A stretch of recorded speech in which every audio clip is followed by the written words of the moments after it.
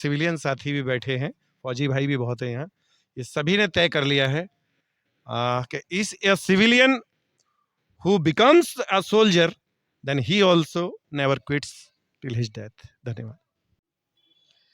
प्रथम आना किसको अच्छा नहीं लगता, और देश के लिए किसी चीज में प्रथम आए तो वो सबसे अच्छी चीज है हमारे लिए, चाहे वो हमारे खेल हो या और भी बहुत सी चीजें।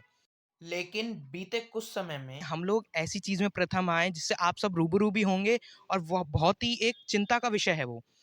जी हाँ, मैं बात कर रहा हूँ जनसंख्या की।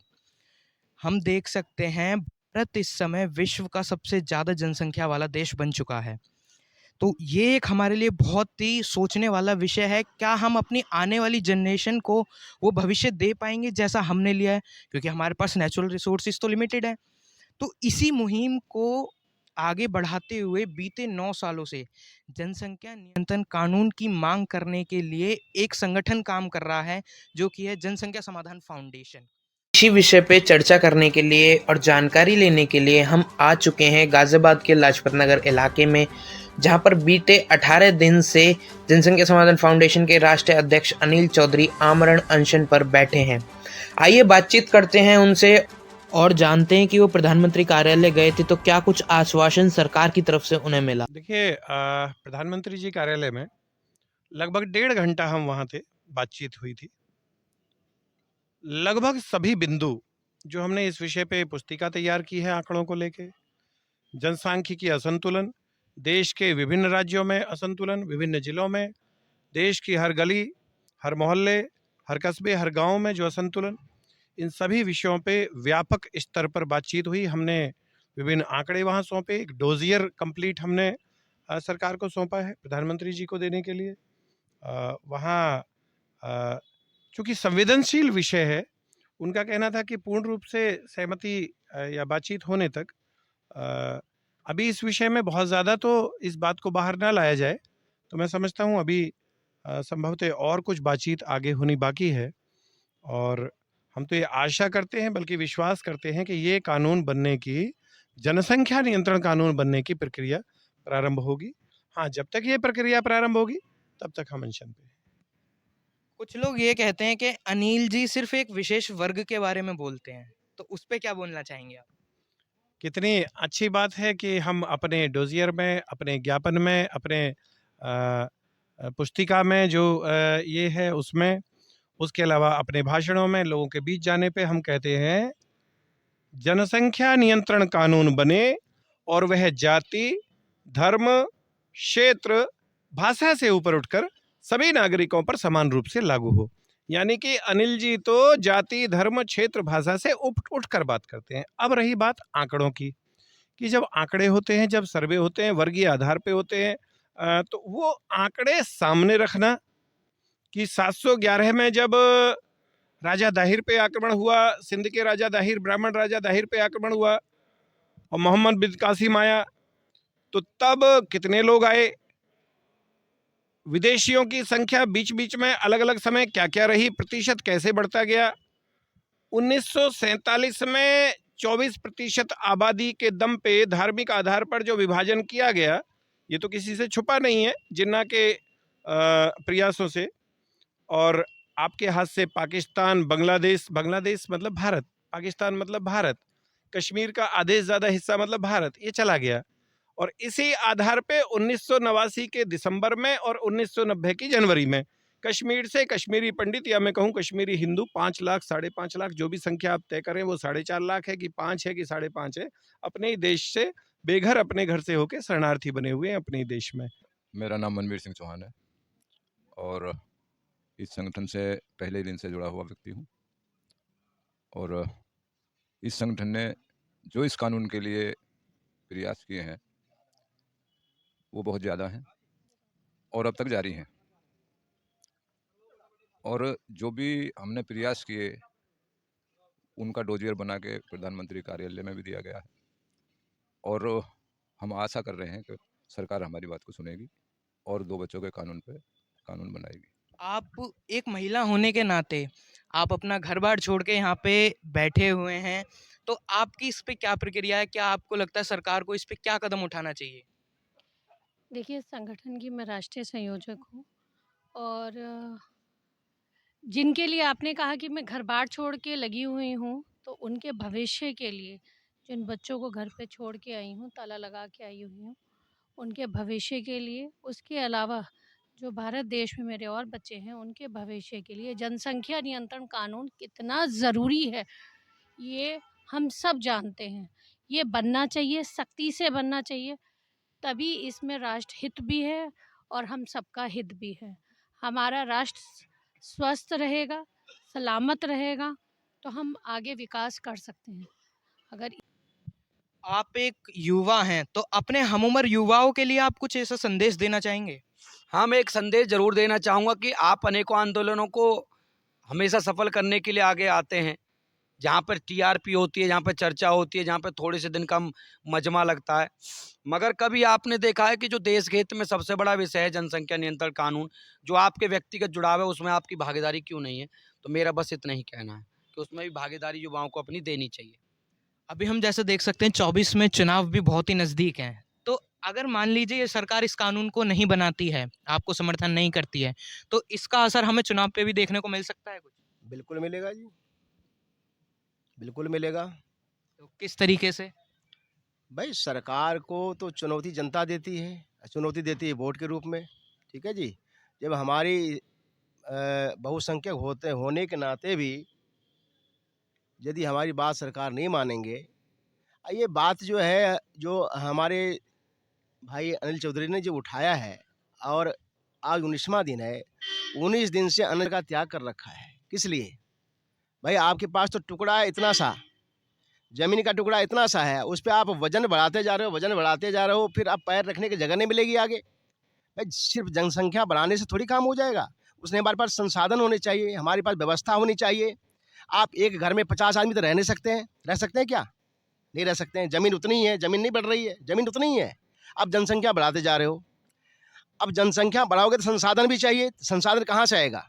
जब आपके पास व्यवस्था इतनी है, तो संसाधन आप कहाँ से लाएँगे?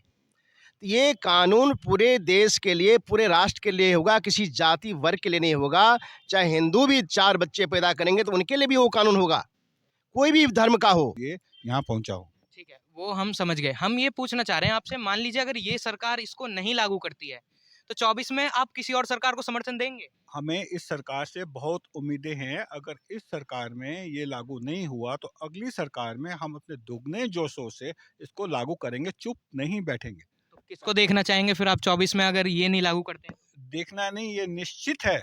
देखना तो चॉइस है, चॉइस नहीं है हमारे पास। ये निश्चित है कि मोदी जी ही आएँगे, आप भी यहीं हैं और हम भी यहीं हैं।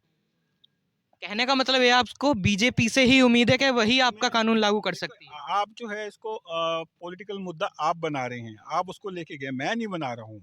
मेरे लिए ये पॉलिटिकल मुद्दा नहीं है। मैं ना आपसे मैं पॉलिटिक्स में हूँ, आप में से हिंदू धर्म और राष्ट्र की नहीं, बात मैं करें, हिंद खूब कीजिए। हिंदू धर्म के अपने ऊपर ही आपसे क्वेश्चन आप पूछना चाह रहा हूँ। मैं ये पूछना चाह रहा हूँ, जो बाकी लोग कहते हैं कि बीजेपी तो हिंदुत्व को समर्थन करती है, तो आप ये कहना चाह रहे हैं एज़ अ हिंदू ही इसमें सब समर्थन दे रहे हैं, तो फिर बीजेपी कानून क्यों नहीं लागू कर देती है? क्योंकि उन मुस्लिमों को तो बहुत तकलीफ है ना। अब बीजेपी कानून लागू करे या सत्ता की भी उनकी मजबूरी। मुस्लिमों को तो सीए, एनआरसी से भी तकलीफ थी, फिर भी मुस्लिमों को आए। तो हर चीज़ से तकलीफ है। अभी आया नहीं, अभी इम्प्लीमेंट नहीं हुआ, अभी भी वो प्रोसेस में ही है। जब तक इम्प्लीमेंट नहीं होता और उससे सबसे ज़्यादा तकलीफ तो मुस्लिमों को हो रही है। वो कैसे वो सपोर्ट करेंगे, आप खुद बताइए। हर हिंदू अपनी मर्जी से 2 या 3 बच्चे ही चाहता है, इससे ऊपर नहीं चाहता। वो कहते हैं हमारे जितने ज़्यादा बच्चे होंगे हम उतनी जल्दी रास्ते पे कब्जा करेंगे। जो उनका गजवा हिंद का प्रोजेक्ट है, जो 2050 में होने वाला है, वो चाहते हैं उसको 2040 में हो। वो हम होने नहीं देंगे, जब तक हम हैं तो हम होने नहीं देंगे। ये तो मतलब भगवान का शुक्र है कि हमें जो है ऐसी सपोर्ट मिली बीजेपी से, वरना कांग्रेस क्या थी वो आपको भी पता है। और ने बारी आरएसएस में मुझे गिरफ्तार कर लिया। खुल के आरएसएस क्यों नहीं सामने आ रही है समर्थन करने? खुल के नहीं आ रही। नहीं तो खुलकर नहीं आ रही तो उससे कोई वो नहीं है, लेकिन वो बैक से सपोर्ट करे वही हमारे लिए काफ़ी है। अगर आप हमें बैक से सपोर्ट करें, मुझे नहीं पता आप किस पार्टी से हैं, आप मेरे समर्थक हैं और मैं आपका मित्र हूँ। आप देश के समर्थक हैं। मुझे नहीं पता आप किस पार्टी को सपोर्ट करते हैं, मे बी आप कांग्रेसी हों। आप मेरी विचारधारा को अगर संतुष्ट हैं, तो आप इसको फैलाइएगा। ये एक हमारा कॉन्फ्लिक्ट क्रिएट करने का आप इश्यू क्रिएट करें कि आरएसएस क्यों नहीं आ रही। आरएसएस नहीं आ रही तो हमें पीछे से सपोर्ट दे रही है, हम खुश हैं। आरएसएस और बीजेपी एक दूसरे के अल्टरनेट है, आपको पता ही मतलब है। आपका कहने का मतलब ये है कि बीजेपी समर्थन करना चाहती है कानून की तरफ, लेकिन कुछ उसकी सीमाएं हैं, उसकी सीमाएं हैं, उसको पूरा डेमोक्रेसी का भी ध्यान रखना है। इसमें हम जैसे देख सकते हैं बहुत से लोग हर जगह इस कानून की मांग करते हुए हिंदुओं का एक पॉइंट आउट दिखाया जा रहा है, तो क्या इससे खाली हिंदुओं को फायदा होगा? हिंदू तो पहले ही फायदे में 1.5 पे आ गए हम लोग तो। लेकिन जो 10-10 बच्चे की मंशा करके कह रहे हैं, नेशनल टीवी पर बैठ कर कह रहे हैं, सबसे बड़ी हमारी दुर्भाग्य की कि तुम्हारे घरों में हम नमाज पढ़ेंगे, इसे खास कर दिखाना। और मुस्लिम कहते हैं, ये बहुसंख्यक होने के बाद हम फॉलो कर रहे हैं और वो हमें धमकी दे रहे हैं। हम 10 बच्चे उसकी देन है, क्या नाम लेते हैं, हाँ, उसके बाद हम लोग फिर भी नहीं समझ रहे। और इनका इतिहास भी रहा है। ये मत देखो कि हम कह रहे हैं, चौधरी अनिल जी कह रहे हैं, उनका 1214 साल का इतिहास है। आप लगा लो, पूरे विश्व के अंदर लगा लो, कितने देश इस्लामिक बना दिए। और उनका गजवा हिंद का, वो तो कहते हैं हमारी किताब में लिखा हुआ है। लेकिन हमें समझना पड़ेगा भाई, वो तो समझ रहे हैं कि हम बच्चा पैदा क्यों कर रहे हैं, लेकिन हम नहीं। अंतिम में हम ये जानना चाहेंगे आपसे, अगला कदम आपका क्या होगा अगर सरकार इसके बाद भी कुछ एक्शन नहीं लेती है तो? स्पष्टता से कहूंगा, कोई धमकी नहीं, कोई चेतावनी नहीं, कोई लाग लपेट नहीं। जो कुछ भी हम कर सकते होंगे, जैसे पहला कदम है 21 नवंबर को हम देश भर में जितने भी राज्यों में हैं, 23 राज्यों में है, और लोगों का समर्थन और बढ़ता जा रहा है। लगभग 400 जिलों के आसपास टीम है। सभी में एक दिवसीय अनशन, एक दिवसीय धरना प्रदर्शन और ज्ञापन कार्यक्रम चल रहा है। प्रधानमंत्री जी के नाम ज्ञापन दिया जाएगा सभी जिला मुख्यालयों पे। पहला कदम है 21 तारीख। उसके बाद जिन जिन जिलों में हम कर सकते होंगे, हम धरना प्रदर्शन शुरू करेंगे। अगला स्टेप अनशन का होगा। देखिए, लोकतंत्र में सार्वजनिक प्रदर्शन ही एकमात्र विकल्प बचता है जब आपकी बात ऊपर तक ना पहुंचे और ऊपर तक ना पहुंचाई जाए। हाँ, एक बात जरूर कहूंगा, इस देश का बचना, इस भारतीय संस्कृति का बचना, इसकी कीमत हमारे प्राणों की कीमत से ज्यादा है। इसलिए प्राण कुछ लोगों के जाए ये महत्व नहीं रखता है। महत्व रखता है कानून बने। अगला कदम 21 तारीख है, उसके बाद अगले कदम है, उसके बाद और भी आगे कदम हैं जो समय समय पे उठाए जाएंगे। और कानून ना बनाने वालों के लिए बड़ा भारी पड़ने वाला है। मैं ये बात को जानता हूँ, चेतावनी नहीं, कोई धमकी नहीं, लेकिन मुझे पता है बड़ा नुकसान होगा। हाँ, एक बात ज़रूर है कि हम पे कोई ये सोच के दाव ना लगाए कि ये कोई कनाडा से या किसी से कोई हमें समर्थन, कोई मियाँ खलीफा, कोई ग्रेटा थनबर्ग या कोई ये हमें समर्थन करने आएंगे। उनकी एंट्री इस प्रांगण से बाहर है, वो यहाँ नहीं आ सकते। राष्ट्रवादी लोग हैं, राष्ट्र के विषय में काम कर रहे हैं, राष्ट्र के विषय के लिए जान दे देंगे। कोई ऐसा काम नहीं करेंगे जिससे राष्ट्र को नुकसान होता हो। कानून बनाने के लिए किसी भी सीमा तक जाएंगे। तो हमारा जो अगला स्टेप है वो तो 21 तारीख है और इसकी सीमा अनंत है। मैं एयरफोर्स में था, स्काई इज द लिमिट, वहाँ एक वो था, तो स्काई इज द लिमिट, किसी भी हद तक जाएंगे। एंड ध्यान रखिए, a soldier never quits till his death. ये सीख के आए हैं। और आज हमारे जितने ये सिविलियन साथी भी बैठे हैं, फौजी भाई भी बहुत हैं यहाँ, ये सभी ने तय कर लिया है कि is a civilian who becomes a soldier then he also never quits till his death. धन्यवाद। तो अभी जैसा आप लोगों ने हमारे साथ सुना, जनसंख्या समाधान फाउंडेशन के राष्ट्रीय अध्यक्ष जी ने क्या कहा और यहाँ के जो संगठन के और भी लोग हैं उन्होंने अपनी विचारधारा हमारे साथ साझा करी। मैं कैमरा पर्सन अर्पिता राजपूत के साथ अभिनव राजपूत।